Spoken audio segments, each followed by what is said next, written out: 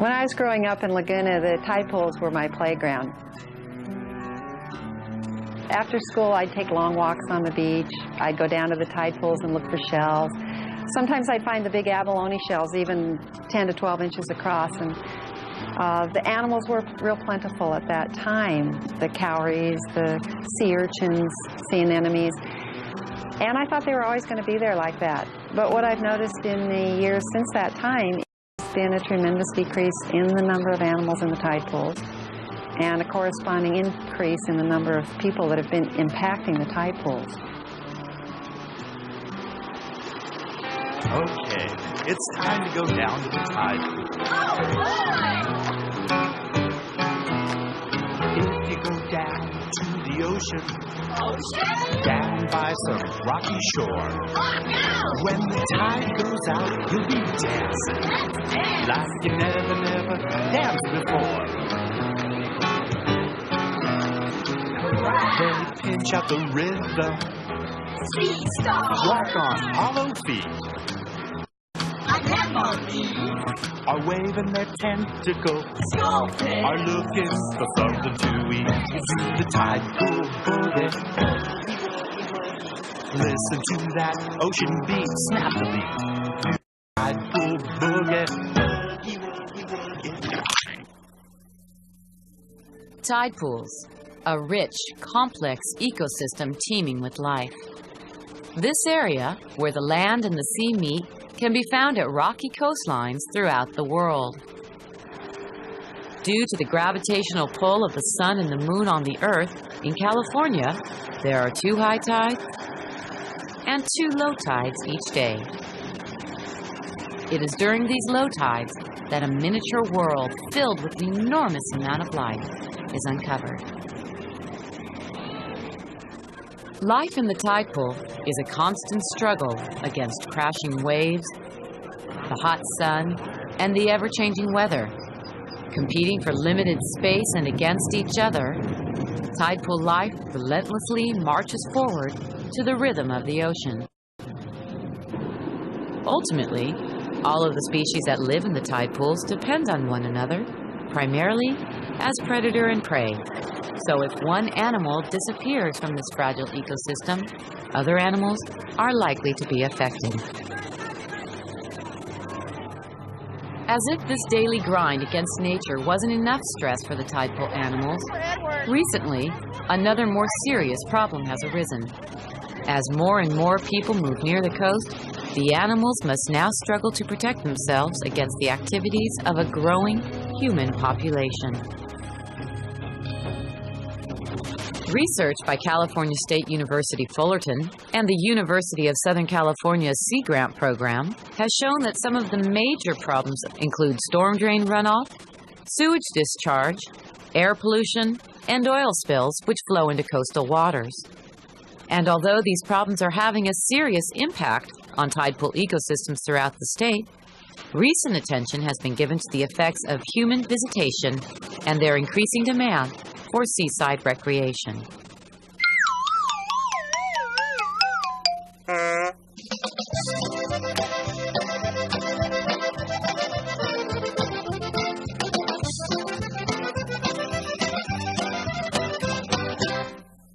There are a number of ways that the tide pools are impacted that people don't realize.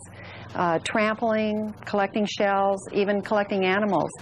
And the overharvesting can have tremendously devastating results for the whole tide pool community. There is a problem with collecting, and I think that people come down here and they feel oftentimes that they can take things right out of the refuge to their homes for souvenirs or for food. And that might be okay in a time when there are fewer people that inhabit our area, but with so many people sharing this resource, each one taking a shell or an animal, what we're finding is that the animals in the refuges are becoming depleted. Hey, what are you doing?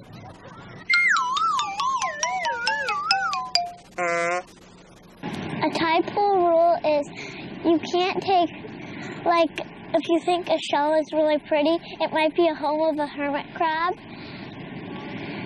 And So you shouldn't take anything. Like, you shouldn't take, like, stuff that's, like, really pretty. Even though you really want to take it, you can't take it. You're not allowed to take any animals or shells from the beach, because if you were to take shells, for instance, that would be another animal's home, and they need their special habitat to live here. Collecting tide pool animals isn't the only problem. Almost everyone wants to get a closer look, but when animals are picked up and not put back in the same place, they often die. Many species like sea anemones and sea hares, who don't move very quickly, may be poked and prodded, which might actually kill them. When rocks are overturned and not replaced, the animals who live either attached or underneath the rocks are left to dry out in the sun.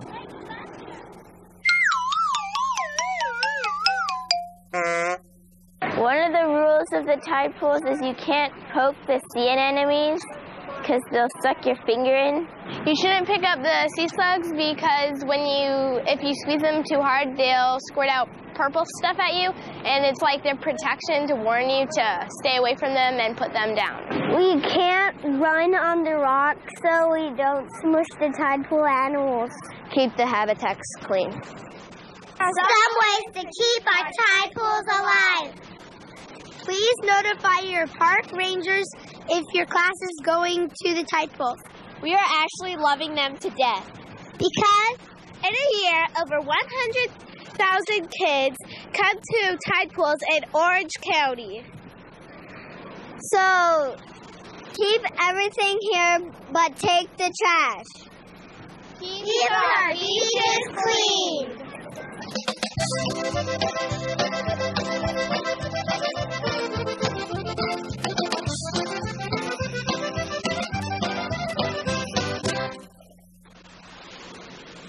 Each spring, the tide pools of Orange County are overrun with school groups.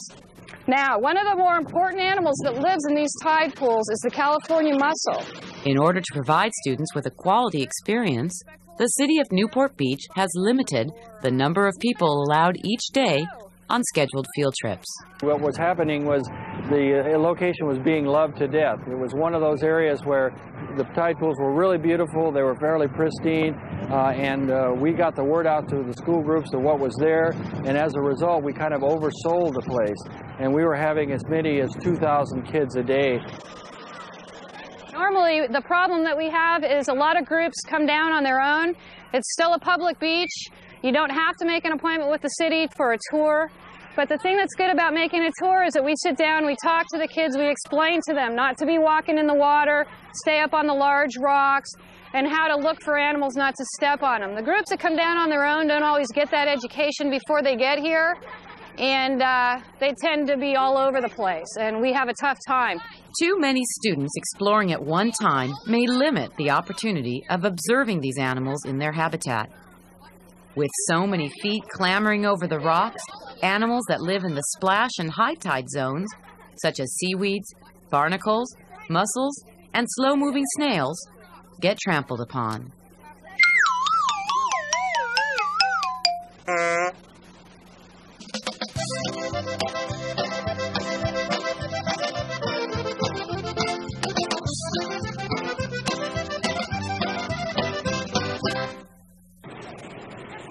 Life is especially rough during low tides when exposed animals seek refuge under loose rocks and seaweed.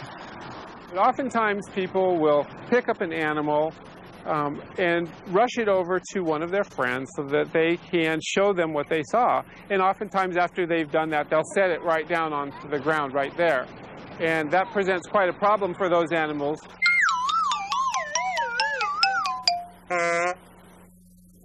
The removal of one organism greatly affects the survival of another.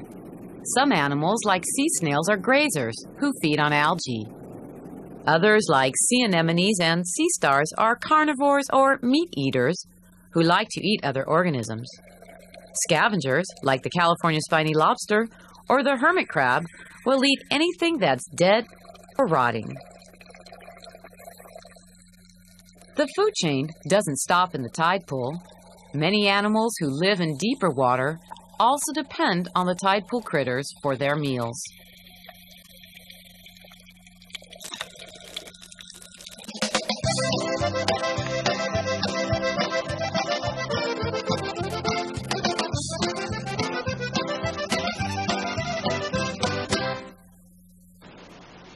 There are 7 designated marine life refuges in Orange County, but only 3 of them offer educational programs.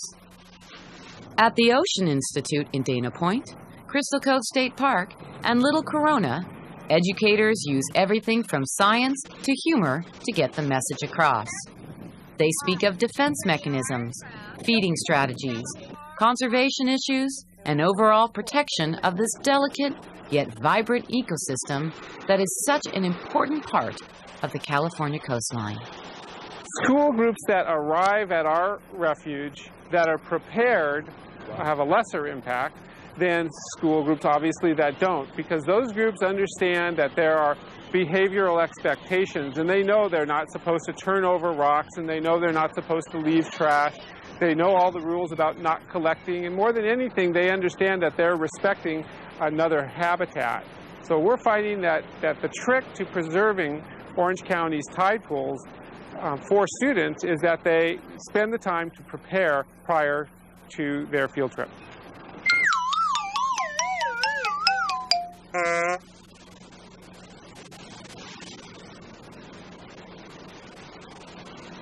My type of animal is a goose barnacle. A goose barnacle lives in salt water, and it has 25 eyes. My type of animal is a clam. A clam has a soft body inside of its hard shell. My animal is a sea star. A sea star has many different colors, and it can regenerate an arm if it loses one. And my animal's an oyster, and they could be a boy or girl depending on the temperature of the water. As you can see, most of these kids here are staying up on the dry rocks. They're taught not to walk on mussels, not to walk in the pools, not to pull anything off the rocks. And even though they might be doing a little bit of damage by tromping around, they're doing a lot less than they would without knowing those things. I just wanted to say to observe the tide pools because they're so beautiful, but don't touch them because you can harm the habitats. And the tide pools are important to our state, and so we should keep them safe by not throwing trash and taking the animals home. And I want to keep our beaches clear, so pick up your trash. When you're in the tide pools, don't take anything from them because it's their habitat, and it's just like somebody's taking your home away from you. I think it's important to keep the water clean because we don't want trash getting out there, and like plastic and stuff, the animals get all wrapped up in it. And it's important, you don't want to be swimming around in a bunch of trash.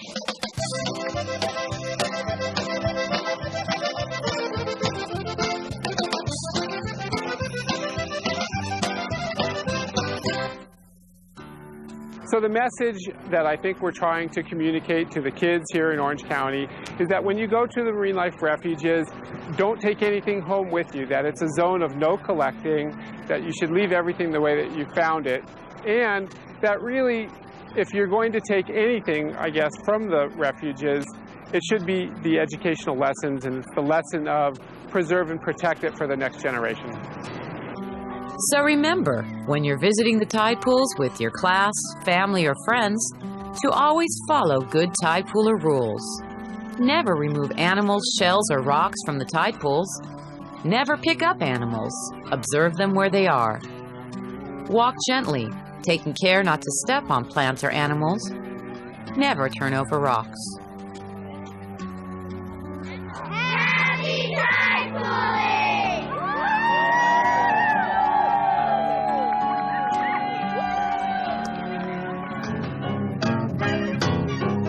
If you go down to the ocean, down by the rocky shore, when the tide goes out, you'll be dancing like you never danced before.